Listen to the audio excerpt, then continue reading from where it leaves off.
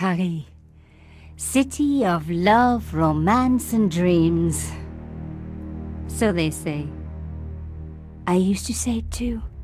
But ever since that day, the day of the murder, I've always associated my beloved Paris with death.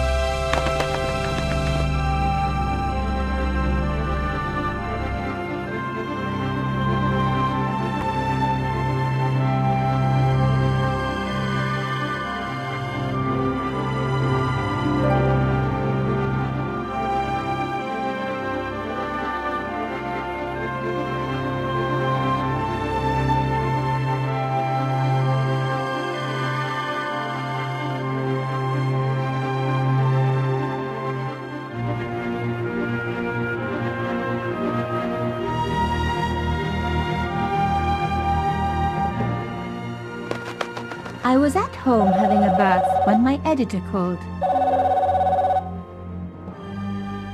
Collard, get your ass over to the Palais Royale now. You got an interview. With Pierre Carchon. Yes, the Pierre Carchon. No photos, so leave your gear at home. He asked for you personally. Don't ask me why. Anyhow, this could be big, so if he makes a pass, don't forget. Just smile, say yes, and keep taking notes. So charming and so very apt. Pierre Carchon was a media king, a national hero, and one of the most infamous adulterers in Europe. He and his wife Imelda were just one step down from royalty. Whoa, I hate mimes, but unless you humor them, they don't go away.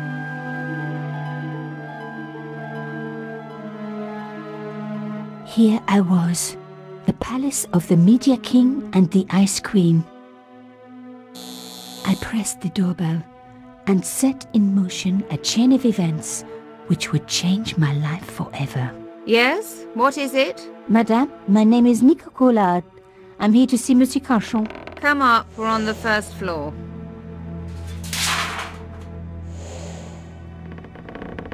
Madame Carchon, it's a pleasure to meet you. Yes, I'm sure. The Ice Queen was certainly living up to her reputation.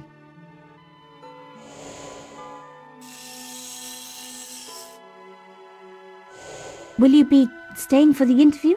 Mademoiselle, I know little of my husband's business affairs, and I care even less. I certainly have no intention of watching him pore over yet another pretty little journalist. Pretty? You're too kind, madame.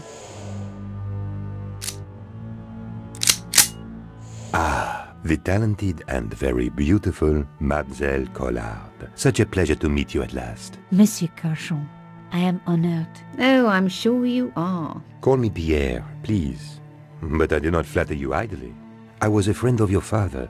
He was a great man. My father? He never mentioned. He and I were very close. And then his death. So tragic. I must... Imelda, your damned cat's in my study again. Another Ming vase, I suppose. Excuse me for one moment, my dear girl. You journalists are getting younger each year. Perhaps it's the rest of the world getting older, madame. That was no cat. My God! What? Monsieur Carchon!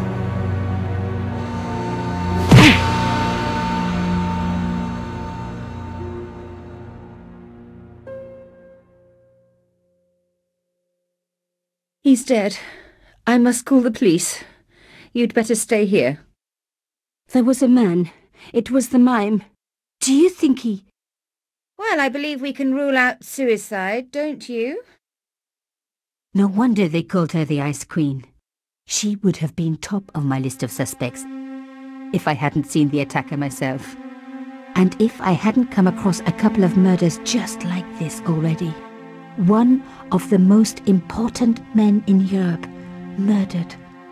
And here was I, Nico Collard, alone at the scene of the crime. Should I wait for the cops? Or start my own investigation?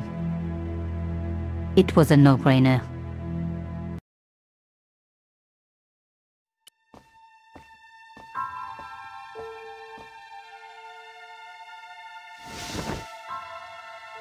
A small round piece of glass had been cut out of the pane. This was a professional job.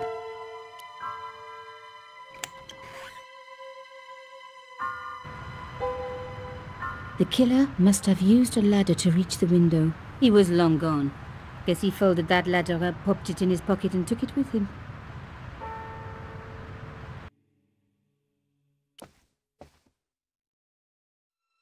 Mimes and guns don't usually go together, but I had an idea that this was no ordinary mime. I'd come across this murderer before, and written about him.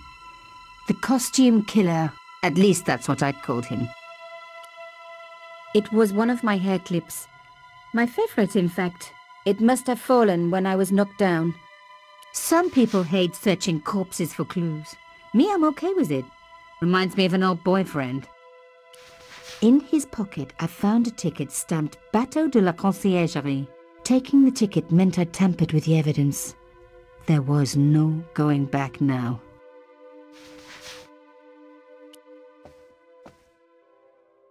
The police could turn up at any minute. Somewhere there were clues to the murder, and I needed to find them.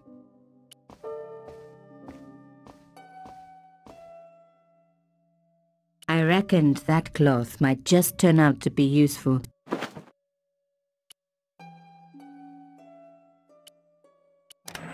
Aha! Nico, you are just so damn good at this stuff. Instead of comforting Imelda, I was ransacking her flat. Why?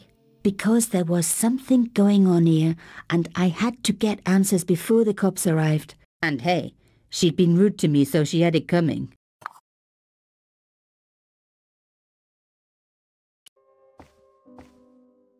It was a tube of acrylic paint.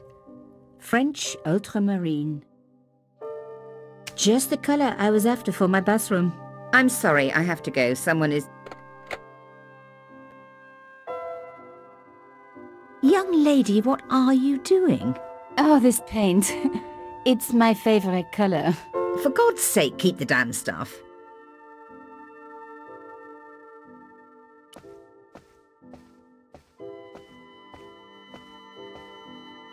Excuse me, madame. Yes? I am so sorry for your loss, madame. No, you're not. You're a journalist. Journalists don't feel sorry. Not true. We shall see. Why did your husband send for me? What did he want to discuss? I have no idea. His business was his business. He never told you anything? No, and frankly, I preferred it that way. How did your husband know my father? I have no idea. You didn't know him? Pierre Collard? Pierre knew a lot of people I didn't know, most of them women. Why would a mime want to kill your husband? Pierre had plenty of enemies. Half the husbands in Paris for a start. This is quite a scoop for you.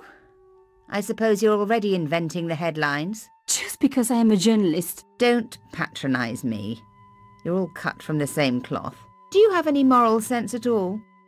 Yes, that's why I do this job. You do it to see your name in print.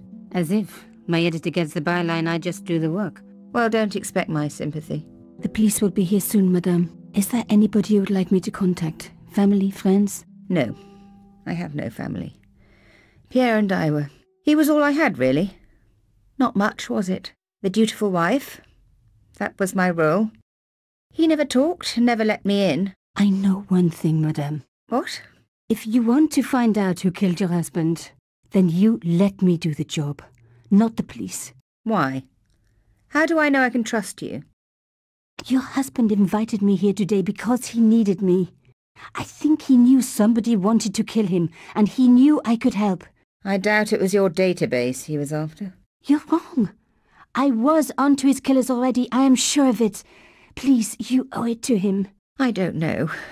All I need is a few more minutes to look around before the police come. You really do have a moral sense, don't you? I trust so few people. And perhaps Pierre really did think that you could help. Of course it wouldn't have stopped him seducing you too. Here, Take this. It's the key to the drawing room next to the library at the end of the hall. It was Pierre's room. I rarely went in there. I couldn't. I was too scared of what I might find. Thank you. I promise you won't regret this.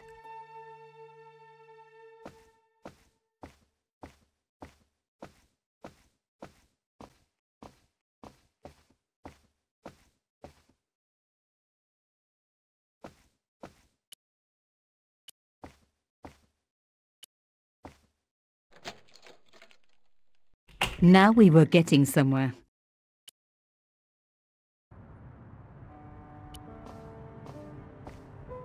The painting showed the Carchons together, in love. As the poet said, the past is a different country. Or did I read that in a fortune cookie? There was the very faintest of clicks.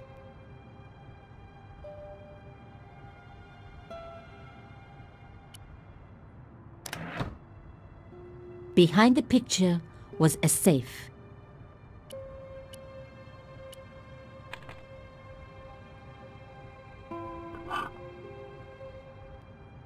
In the safe was some kind of artifact.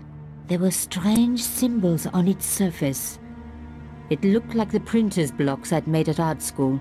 If there was one thing I'd learned about symbols, they are always important. But these symbols scratched into stone were impossible to read. I needed to find a way of printing them. At least the stone was round. But what could I use for ink? And what could I print on? Sure, I was stealing, but I knew Imelda didn't know about the artifact, and Carchon was past caring.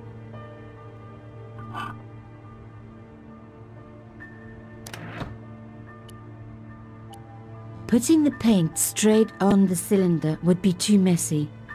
The paint would go everywhere. I smeared the paint all over the cloth. When I do messy, I really like to put my heart into it. I hope they don't make lace like that anymore.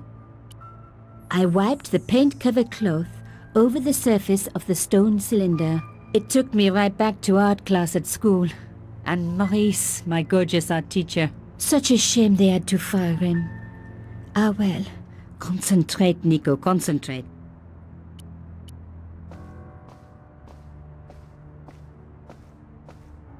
As expected, the desk was yet another priceless antique. Yawn.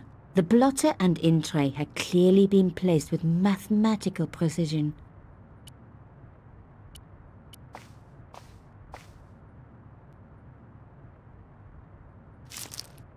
Genius! The roller and the paint worked just as I planned, but what did it say? It was some kind of coded message. It read, sub judice. I may not have learned a lot as a journalist, but that was a term I knew well. It means a legal case that is before the courts. Below it was a sequence of letters that made no sense. I suddenly realized there was a connection between the boat ticket and the coded message. The boat ticket was stamped Bateau de la Conciergerie. The Conciergerie on the Ile de la Cité, by the river, housed the ancient law courts. So, sub judice could in this case mean literally under the law courts, below the Conciergerie.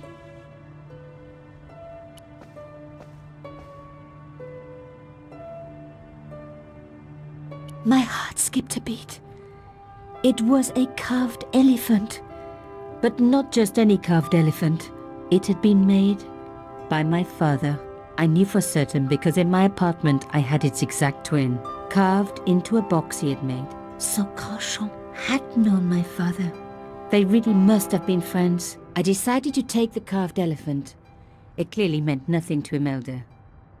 I was pretty sure I'd found all I could here. And besides, all this opulence was making me pine for my regular life of poverty. This was a huge story. It was also one heck of a puzzle with a lot of pieces missing. But I was going to crack it. And if I could just remember the name of that fancy prize you get for being an ace journalist, I was definitely going to win it this time.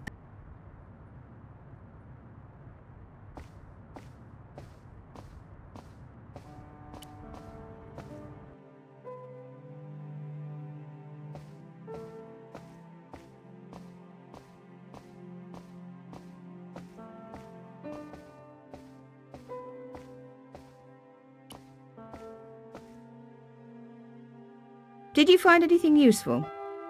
This carving. Do you know anything about it? It was Pierre's. What does the statue have to do with...